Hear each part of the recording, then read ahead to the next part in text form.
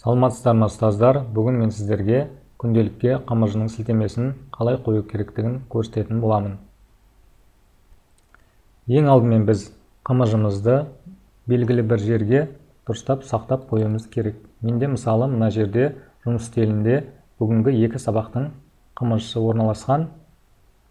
Енді біз ары қарай бұлттық технологияны пайдалана отырып қамыржымызды күнделікке жүктеуіміз керек.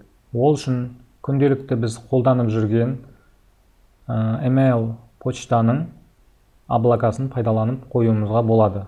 Ол үшін облака деген почтамызға кіргеннен кейін облака батырмасын басамыз. Осы жерден создать батырмасын басып, біз әуелі сол сыныптың папкасын құрып алуымыз керек. Мысалға 9 сынып.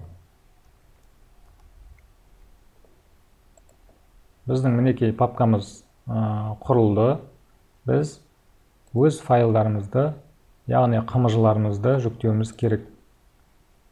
Бұл жерден бірнеше қамыржыны дайындап қойып, бірден папкаға жүктеуге болады. Менде мына жерде қамыржым барлығы дайын болған жоқ, сондықтан бір ғана қамыржыны саламын.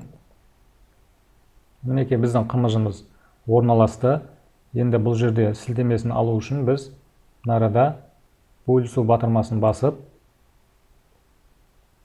сілтемені көшіріп аламыз. Енді ары қарай күнделік бетіне өтеміз. Бүгін менде 2 сабақ, сондықтан міне 9 сыныпты басамын. Және күнтізбелік жоспарлау. Төмен қарай түсіп, сол бүгінгі күннің тұсына әрқайсысына өзінің сілтемесін енгіземіз. Қоямыз. Мінекей біздің қамыржымыз қойылды. Осылай үстін басып көруімізге болады. Және де дәл осылай екінші қою жолы бар. Ол үшін сынып журналына кіргеннен кейін, мына жерде батырманы басқаннан кейін дәл осы жерден қоюға болады. Бұл жерде мен Mail.ru облакасын қолдана отырып қамыржымды күнделікке жүктедім. Енді екінші жолы біздің кәдімгі күнделікті пайдаланып жүрген Google аккаунтымыздың ішіндегі Google диск қоймасын пайдалана отырып біз күнделікке қамыржына сілтемесін енгізе аламыз. Ол үшін мына батырманы басамыз.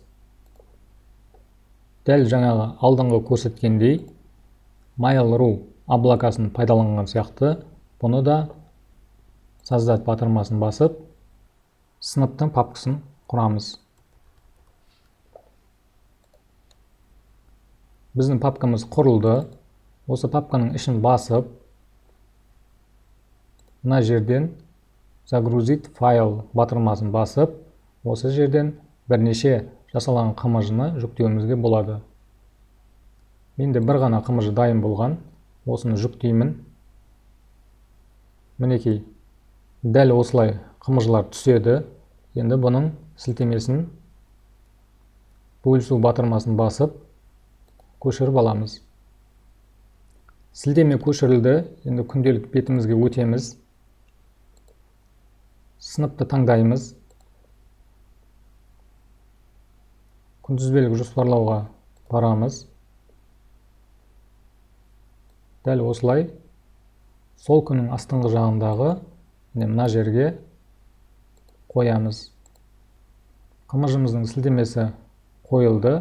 Енді үстін басып көруімізге болады. Және бұл жерде де екінші қою жолы бар.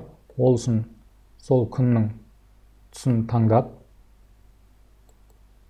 осы жерден сілтемені бекіту деген жерге, бұл жерге де сілтемені қойып, қамыржыны жүктеуге болады. Енді ары қарай салынған қамыржының есебін көру үшін басты бетке өтіп, есептер бөліміне кіреміз. Астыңғы жағында мұғалімдер батырмасын басамыз.